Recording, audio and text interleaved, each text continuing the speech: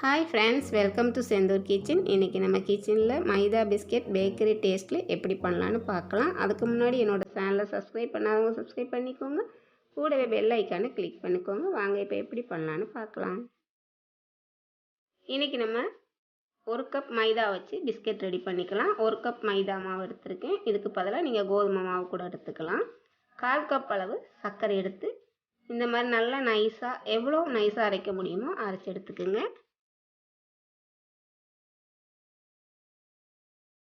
ஒரு மிக்சிங் பவுலில் மைதாவை சேர்த்துக்குங்க. கூடவே நம்ம அரைச்சி வச்சுருக்கிற சர்க்கரையையும் சேர்த்துக்கலாம்.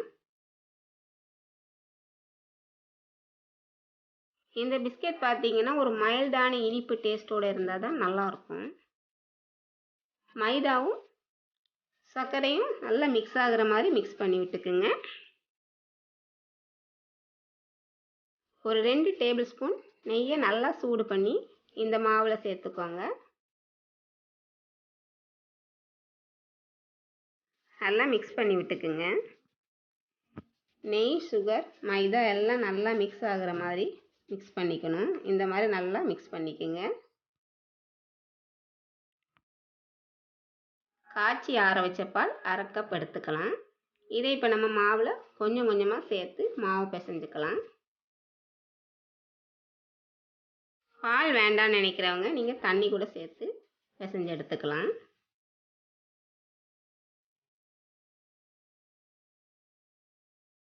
எல்லா பாலையும் ஒரேடியாக சேர்த்துக்காம கொஞ்சம் கொஞ்சமாக சேர்த்து பிசைஞ்சு எடுத்துக்கோங்க.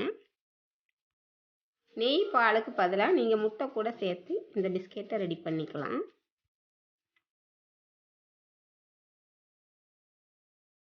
சப்பாத்தி மாவுக்கு பிசைகிற மாதிரி இந்த மாதிரி பிசைஞ்சு எடுத்துக்கோங்க.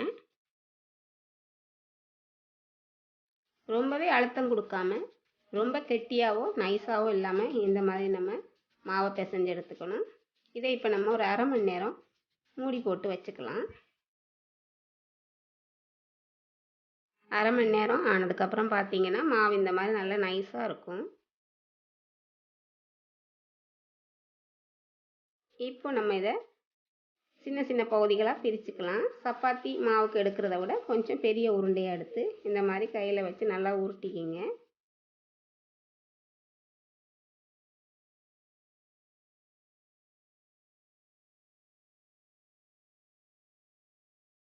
சப்பாத்தி மாவு தேய்க்கிற மாதிரி கொஞ்சம் மாவை தூவிட்டு தேய்ச்சி எடுத்துக்கலாம். ரொம்ப லைட்டாக தேய்க்காம ஓரளவு திக்னஸ் இருக்கிற மாதிரி தேய்ச்சி எடுத்துக்கணும். பாருங்கள், இந்த மாதிரி திக்னஸ் இருக்கணும். இப்போ நம்ம பிஸ்கெட் கட் பண்ணி எடுத்துக்கலாம். அதுக்கு ஃபஸ்ட்டு நம்ம இந்த ஓரங்களை பீஸா கட்டர் அல்லது கத்தி வச்சு கட் பண்ணி எடுத்துக்குவோம்.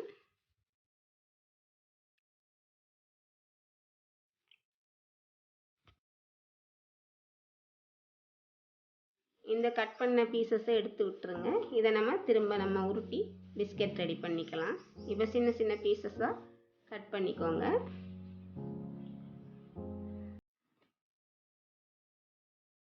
கட் பண்ணுற பீசஸ் எல்லாம் ஒரே சைஸில் இருக்கிற மாதிரி பார்த்து கட் பண்ணிக்கோங்க. அப்போ தான் ஃப்ரை பண்ணும்போது ஒன்று போல் ஃப்ரை ஆகி வரும். இந்த மாதிரி திக்னஸ் இருக்கிற மாதிரி எல்லா மாவையும் கட் பண்ணி எடுத்துக்கோங்க. இந்த மாதிரி எல்லா மாவையும் நம்ம சின்ன சின்ன பீசஸாக கட் பண்ணிட்டோம். இதை நம்ம இப்போ ஃப்ரை பண்ணி எடுத்துக்கலாம். எண்ணெய் சூடாயிடுச்சான்னு பார்க்குறதுக்கு ஒரு பீஸை போட்டு இந்த மாதிரி செக் பண்ணிக்கோங்க. இப்போ நம்ம கட் பண்ணி வச்சுருக்கிற பிஸ்கெட்ஸை சேர்த்துக்கலாம்.